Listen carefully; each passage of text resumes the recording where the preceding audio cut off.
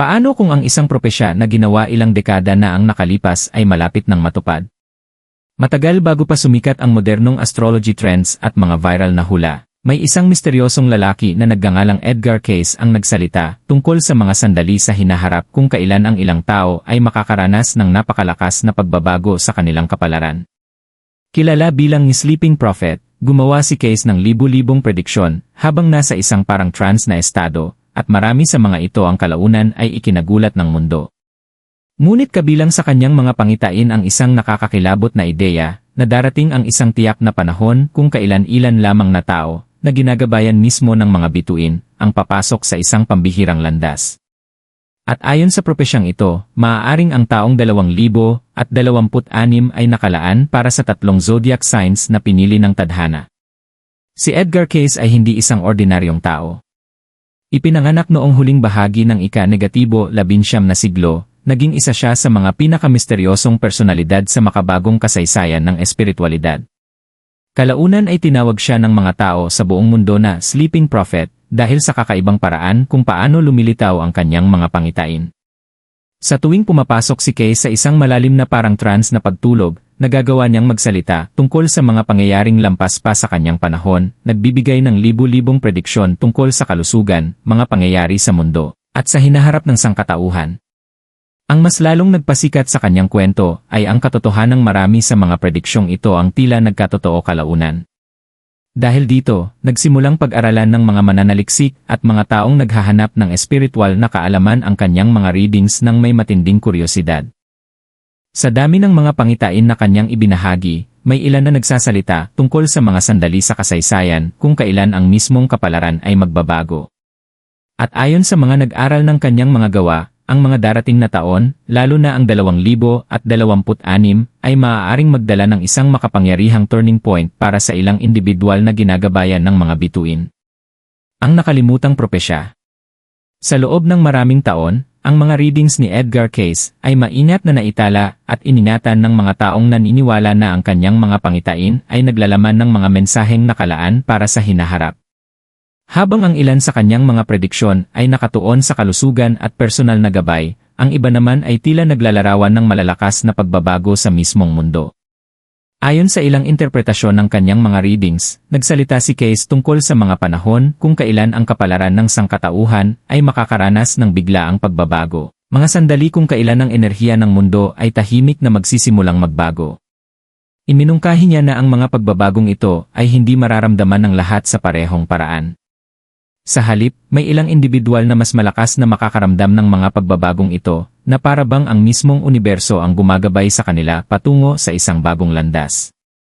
Ang ilang mananaliksik na nag-aral ng kanyang mga gawa ay naniniwala na ang mga ganitong turning points ay kadalasang konektado sa mga siklo ng panahon, mga cosmic alignments, at sa misteryosong impluensya ng mga bituin.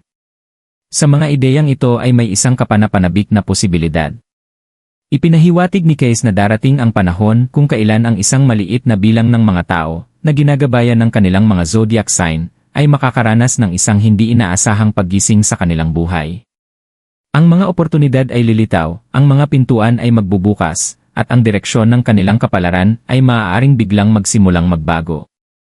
At ayon sa mga taong nagbibigay kahulugan sa kanyang mga pangitain, ang taong 2026 ay maaaring isa sa mga makapangyarihang sandaling iyon sa kasaysayan. Zodiac sign #1 ang paggising. Ang unang zodiac sign na madalas na iniugnay sa ideya ng paggising at pagbabago ay ang Scorpio. Sa buong kasaysayan, kilala ang Scorpio bilang isa sa pinakamatindi at misteryosong mga tanda ng zodiac. Ang mga taong ipinanganak sa ilalim ng sign na ito ay madalas ilarawan bilang masigasig, determinado, at may malalim na intuisyon. Ngunit ang kanilang paglalakbay sa buhay ay bihirang maging simple. Sa katunayan, maraming Scorpio ang dumaraan sa matitinding emosyonal na pagsubok na tila sumusubok sa kanilang lakas at katatagan. Gayunpaman, ayon sa maraming interpretasyon ng espiritual na propesya at mga siklo ng astrolohiya, ang mga paghihirap na ito ay hindi walang dahilan. Bahagi sila ng isang mas malaking proseso ng pagbabago. Ang Scorpio ay sinisimbolo ng isang nilalang na kayang mabuhay sa mahihirap na kalagayan at lumalabas na mas malakas kaysa dati.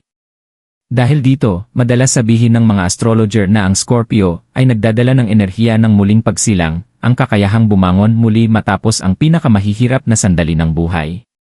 Kung ang misteryosong pananaw ni Edgar Cayce tungkol sa mga pagbabago sa kapalaran ay konektado sa paggalaw ng mga cosmic cycle, maaaring ang Scorpio ang isa sa mga zodiac sign na pinakasensitibo sa mga pagbabagong ito. Ang taong 2026 ay maaaring kumatawan sa isang makapangyarihang turning point para sa maraming Scorpio na matagal ng tahimik na nagsusumikap para sa kanilang mga pangarap. Para sa ilan, ang pagbabagong ito ay maaaring dumating sa anyo ng mga hindi inaasahang oportunidad. Ang mga pintuang dating tila tuluyang nakasara ay maaaring biglang bumukas. Ang mga bagong landas sa karera, personal na pag-unlad, o katatagan sa pananalapi ay maaaring magsimulang magpakita sa paraang tila ginagabayan ng mga hindi nakikitang puwersa. Ngunit ang pagbabago para sa Scorpio ay hindi lamang tungkol sa tagumpay o oportunidad. Ito rin ay tungkol sa panloob na paggising. Maraming Scorpio ang maaaring magsimulang maunawaan na ang mga pagsubok na kanilang naranasan noon ay naghahanda pala sa kanila para sa isang mas dakilang layunin. Ang kanilang katatagan, pagtitiyaga, at lalim ng emosyon ay maaaring maging mismong mga katangiang magdadala sa kanila sa isang bagong yugto ng buhay. At kung ang propesya ni Cayce tungkol sa kapalarang ginagabayan ng mga bituin ay may kahit maliit na bahagi ng katotohanan, kung gayon para sa Scorpio, ang taong 2026 ay maaaring maging sandali kung kailan ang mahabang paglalakbay sa kadiliman ay magsisimulang magbukas tungo sa liwanag. Zodiac Sign #2 ang hindi inaasahang pag-angat. Ang ikalawang zodiac sign na pinaniniwalaan ng maraming astrologer na maaaring makaranas ng isang makapangyarihang pagbabago sa kapalaran ay ang Leo. Kilala sa kanilang kumpiyansa, tapang, at likas na kakayahan sa pamumuno, ang mga Leo ay madalas nakikita bilang mga taong may matinding apoy sa kanilang kalooban. Kinakatawan ng Leon, ang zodiac sign na ito ay matagal nang inuugnay sa lakas, dangal, at kakayahang manatiling matatag kahit sa pinakamahihirap na sandali ng buhay. Ngunit sa likod ng kanilang matatag na panlabas na anyo, maraming Leo ang tahimik na nagdadala ng malalim na pagnanais para sa pagkilala at layunin sa buhay. Madalas silang nagsusumikap ng husto upang maabot ang kanilang mga pangarap, at kung minsan ay nagbibigay pa sila ng mas maraming enerhiya sa iba kaysa sa natatanggap nila pabalik. Dahil dito, may mga sandali sa buhay na maaaring maramdaman ng mga Leo na tila sila ay hindi napapansin o hindi nauunawaan, na parabang ang kanilang tunay na potensyal ay hindi pa lubos na nakikita ng mundo sa kanilang paligid. Gayunpaman, ayon sa maraming interpretasyon ng mga cosmic cycle at espiritual na propesya, ang mga panahong ito ng paghihintay ay hindi aksidente. Sa astrolohiya, ang Leo ay pinamumunuan ng araw, Sun, ang mismong sentro ng ating solar system. Ang koneksyong ito ay sumisimbolo ng liwanag, kumpiyansa, at ang kapangyarihang magningning kapag dumating na ang tamang sandali. Kung ang mga nagbabagong enerhiya na minsang ipinahiwatig ni Edgar Cayce ay talagang konektado sa ilang mga sandali sa panahon, kung gayon ang 2026 ay maaaring maging taon kung kailan maraming Leo ang sa wakas ay mararamdaman na ang pansin ng mundo ay nagsisimulang bumaling sa kanila. Ang mga oportunidad na dati ay tila napakalayo ay maaaring biglang magsimulang lumitaw, minsan sa paraang halos hindi inaasahan. Para sa ilang Leo, maaaring makahulugan ito ng isang malaking tagumpay sa kanilang karera o mga malikhaing hilig. Ang mga proyektong dati ay nahihirapang mapansin ay maaaring biglang makatanggap ng pagkilalang matagal na nilang hinihintay. Para sa iba naman, ang pagbabagong ito ay maaaring dumating sa anyo ng personal na pag-unlad, mga sandaling matutuklasan nila ang kanilang tunay na lakas at magsisimulang tanggapin ang mga tungkulin sa pamumuno na dati nilang pinagdadalawang isipan.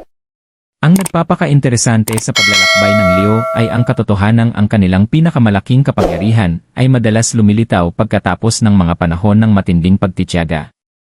Tulad ng pagsikat ng araw matapos ang mahabang gabi, ang kanilang sandali upang magningning ay maaaring dumating ng biglaan at may matinding lakas. At kung ang sinaunang ideya ng kapalarang ginagabayan ng mga bituin ay may kahit maliit na bahagi ng katotohanan, kung gayon para sa maraming Leo, ang taong 2026 ay maaaring maging simula ng isang yugto kung saan ang kanilang liwanag ay hindi na kayang baliwalain ng mundo. Zodiac Sign #3 ang piniling landas. Ang ikatlong zodiac sign na madalas iugnay sa malalim na intuisyon at espiritual na pagbabago ay ang Pisces. Kilala bilang isa sa mga pinakasensitibo at malikhaing tanda ng zodiac, Ang Pisces ay madalas inilalarawan bilang isang sign na may malalim na koneksyon sa emosyon, mga panaginip, at mga enerhiyang hindi nakikita. Ang mga taong ipinanganak sa ilalim ng sign na ito ay kadalasang nahihikayat sa pagkamalikhain, malasakit sa kapwa, at sa natural na kakayahang maunawaan ang damdamin ng ibang tao. Ngunit ang buhay para sa Pisces ay hindi palaging madali. Dahil sa kanilang lalim ng emosyon, madalas nilang dinadala ang bigat ng mundo sa kanilang paligid. Maraming Pisces ang gumugugol ng mga taon na pakiramdam nila ay hindi sila lubos na nauunawaan, na para bang ang kanilang mga pangarap at mga pangitain ay mahirap maintindihan ng iba. Minsan pa nga, maaaring pagdudahan nila ang kanilang sariling kakayahan o magtanong kung ang kanilang natatanging pananaw ay may tunay na lugar sa mundong ito. Gayunpaman, madalas inilalarawan ng astrolohiya ang Pisces bilang tanda ng espiritual na pag-unlad. Ito ang huling sign sa zodiac cycle na sumisimbolo sa karunungang nakukuha mula sa karanasan at emosyonal na paglago. Dahil dito, maraming astrologer ang naniniwala na ang Pisces ay may natural na koneksyon sa intuisyon at panloob na gabay. Kung ang misteryosong pananaw ni Edgar Cayce tungkol sa kapalaran at cosmic timing ay may kahit kaunting katotohanan, kung gayon ang Pisces ay maaaring isa sa mga zodiac sign na pinakamalakas ang koneksyon sa mga banayad na pagbabagong ito ng enerhiya. Ang taong 2026 ay maaaring magdala ng mga sandali kung kailan maraming Pisces ang magsisimulang makaramdam ng malinaw na pag-unawa tungkol sa kanilang layunin sa buhay. Para sa ilan, maaaring lumitaw ito bilang isang biglaang pagkatanto tungkol sa direksyon ng kanilang buhay. Ang mga pangarap na dati ay tila napakalayo o hindi makatotohanan ay maaaring magsimulang maramdaman na posible palang makamit. Ang mga malikhaing ideya na dati ay nakatago lamang ay maaaring magsimulang makatanggap ng pansin at pagpapahalaga mula sa iba. Para sa iba naman, ang pagbabagong ito ay maaaring mangyari sa loob ng kanilang sarili. Maaaring magsimulang magtiwala ang Pisces sa kanilang intuisyon ng higit kaysa dati at mapagtanto na ang kanilang lalim ng emosyon ay hindi kahinaan, kundi isa sa kanilang pinakamalaking lakas. Ang paglalakbay ng Pisces ay palaging tungkol sa paghahanap ng kahulugan na lampas sa ibabaw ng ordinaryong buhay. At kung ang universo ay tunay na gumagalaw sa mga misteryosong siklo, kung gayon para sa maraming taong ipinanganak sa ilalim ng sign na ito, ang taong 2026 ay maaaring maging sandali kung kailan ang kanilang panloob na pananaw ay magsisimulang gumabay sa kanila patungo sa isang kapalarang parehong nakakagulat at lubos na pamilyar. Kapag unang naririnig ng mga tao ang tungkol sa mga propesya at prediksyon, madali nilang isipin na ang hinaharap ay isang bagay na nakatakda na at hindi na mababago. Ngunit maraming espiritual na guro at mga palaisip sa buong kasaysayan ang nagmungkahi ng ibang pananaw. Naniniwala sila na ang kapalaran ay hindi lamang isang matigas at nakapirming landas na naghihintay na mangyari, kundi isang serye ng mga posibilidad na lumilitaw kapag dumating ang tamang sandali. Madalas na binabanggit ni Edgar Cayce ang ideya na ang buhay ng tao ay gumagalaw sa mga siklo, mga sandali kung kailan nagbabago ang enerhiya, kung kailan lumilitaw ang mga bagong oportunidad, at kung kailan ang mga individual ay nagsisimulang pumasok sa mga papel na hindi nila kailanman inasahan. Ang mga sandaling ito ay hindi palaging dumarating na may malalakas na anunsyo o dramatikong palatandaan. Minsan, dumarating sila ng tahimik, tulad ng isang pintuang dahan-dahang bumubukas kapag hindi inaasahan ng isang tao.